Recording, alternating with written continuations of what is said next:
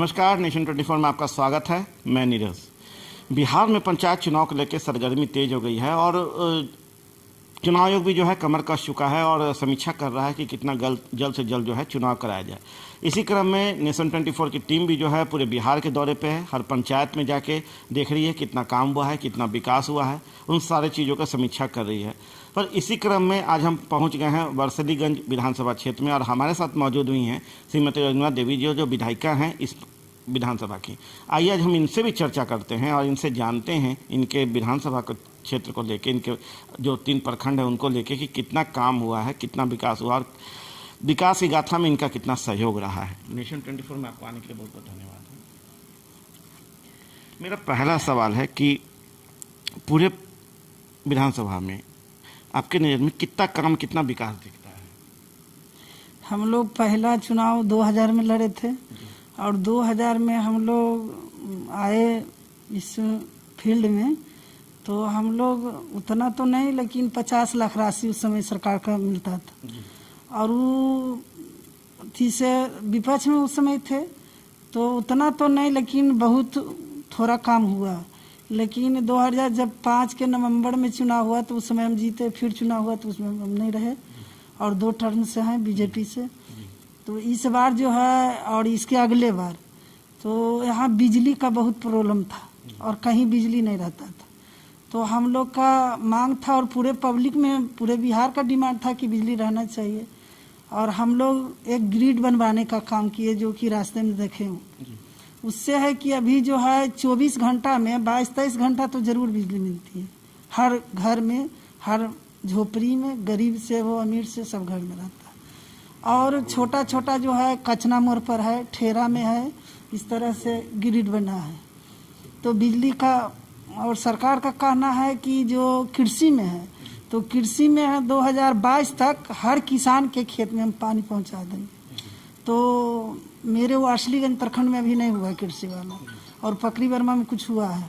तो इस तरह से सरकार की उपलब्धि है और सरकार का मंशा भी है, पूरा भी हो जाएगा।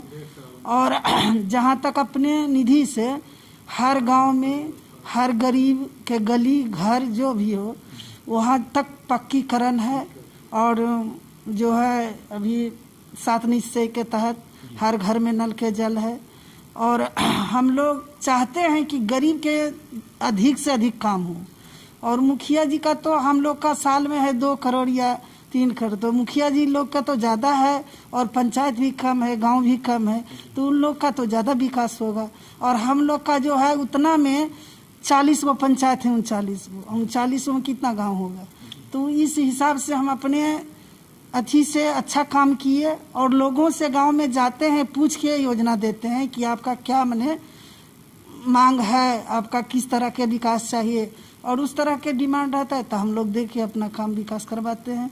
और हम लोग 5 साल पब्लिक के बीच में घूमते रहते हैं और पब्लिक के है जो मर्गी का हुआ, शादी ब्याह, फंक्शन में सब में हम लोग मौजूद रहते हैं।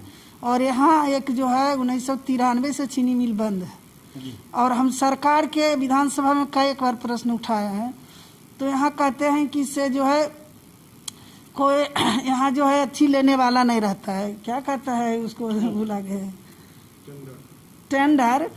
तो सरकार का है कि अब रेट जो है 1 करोड़ का, तो हम रख देंगे 1.5-2 करोड़, तो कहाँ से लेगा लोग। लेकिन अभी जो है सेंटर में मंत्री हैं नितिन गडकरी, तो नितिन गडकरी का आया है कि हम इथेनॉल के तहत जो चीनी मिल बंद पड़ा हुआ है उसको हम खुलवाएंगे और नवयुवक के भी रोजगार मिलेगा और बिहार जो है उन्नति होगा और विकास के रास्ते पर आएगा। आप मतलब अपने वार्सलीगंज विधानसभा क्षेत्र में कोशिश कर रहे हैं कि चीनी मिल चालू हो जाए, एक प्रयास है आपको उन युवाओं के लिए जो युवा जो है यहाँ पे बेरोजगार हैं और उनको रोजगार की तलाश है, जो पलायन नहीं करना चाहते हैं, क्योंकि आपको भी पता है कि कोरोना में कितना पलायन किया और कितने लोग को वापस आना पड़ा। उस स्थिति में एक आपका ये प्रयास हो रहा है कि चीनी मिल खुल जाए जिससे कि यहाँ पे जो है बेरोजगारों को रोजगार मिल जाए। हम लोग के भैया पहले धान और गेहूं इतना लोग नहीं मैंने उपजाते थे और हर घर में जो है हमको लगता है 1 एकड़ 2 एकड़ में गन्ना उपजाते थे लोग, 10 एकड़ में उपजाते जिसका जैसा जमीन। और शादी ब्याह में जैसे हम लोग पैसा जो है कैश, तो वो चेक क्या होता था, कैश होता था, आराम से शादी ब्याह लोग कर लेते थे।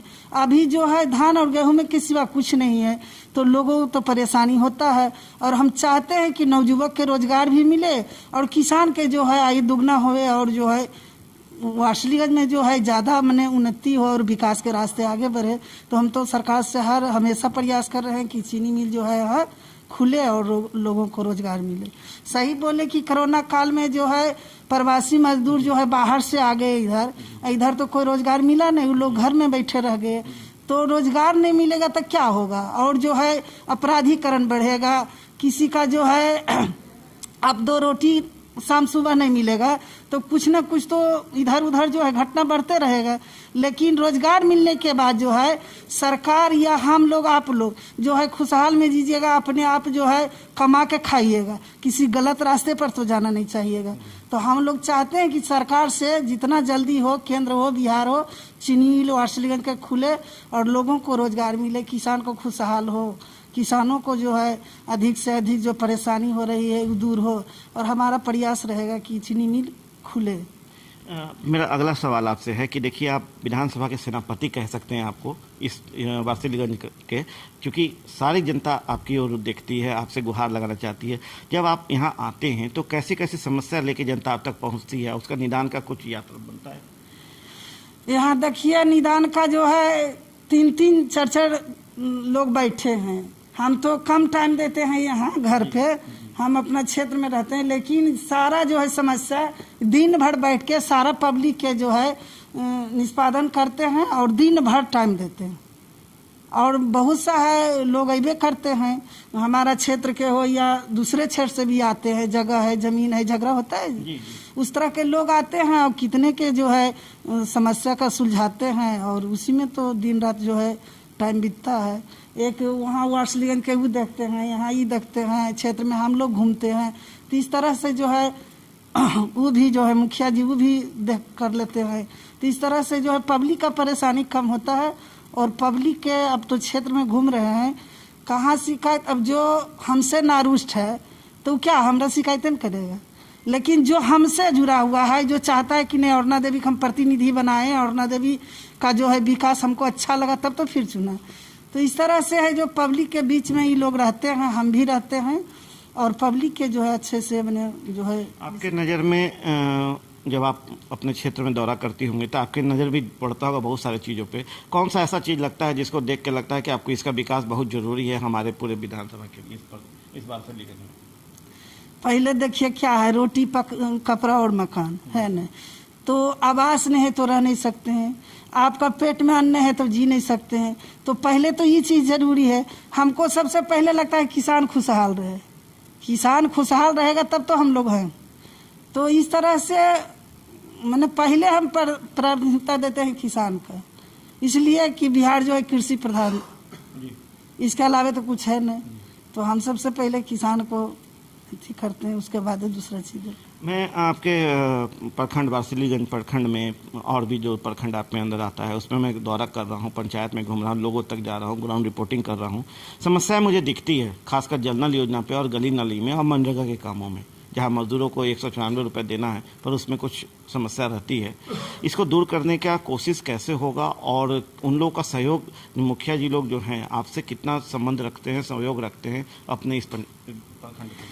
मुखिया जी बताया नहीं, 2 ही मुखिया जो हम लोग के बने अथी से नहीं चलता, बाकी जो है 16 गो पंचायत वार्षिकगंज में, 16 गो में 14 गो जो हैं हमारे अथी में रहते हैं। हम लोग जो हैं जैसे चाहते हैं पंचायत में, वो लोग भी करेंगे काम तो हमारा ही काम होगा, हम करेंगे तो उनका पंचायत का काम होगा। तो इस तरह से जो है मुखिया जी मिला जुला के चलते हैं। और मनरेगा में जो है सरकार का जो प्रवासी मजदूर आया था उसमें मनरेगा के तहत तो मजदूरों का काम दिया गया। उनसे बहुत राहत मिली है उनको, उनसे राहत मिली। नहीं तो जो अपराधीकरण की बात हो रही है वो कहीं ना कहीं नजर आता। क्या संदेश देना चाहेंगे अपने पूरे विधानसभा के लोगों को, क्या संदेश विकास को लेकर देंगे? यही ना कि और जो काम हो रहा है वो और प्रगति पर हो, और जनता जो है अधिक से अधिक सबसे जुड़े और हम लोगों के बीच में रहें, और क्या देना चाहिए। तो अभी आपने सुना विधायिका सुनना देवी जी को, जो बशीरगंज विधानसभा क्षेत्र से हैं। इन्होंने बहुत स्पष्ट ढंग से सारी बातों पे हमसे चर्चा की है और परिचर्चा हुई। उन्होंने बोला कैसे विकास की बातें हैं, जनता कौन सी समस्या लेकर इन तक पहुंचती हैं, मुखिया जी लोग का क्या रोल है, मुखिया जी लोग का संबंध कैसा है, कहाँ दिक्कतों का सामना करना पड़ता है, इन सारी चीज़ों पर हम चर्चा और परिचर्चा की है। आगे भी जो हम बढ़ेंगे तो मुखिया जी से जो और जो विधायक होंगे उनके जो भी चर्चा होगा वो हम अपने माध्यम से आपको आला अधिकारियों और माननीय मुख्यमंत्री तक पहुँचाते रहेंगे। आप देखें नेशन 24। नमस्कार।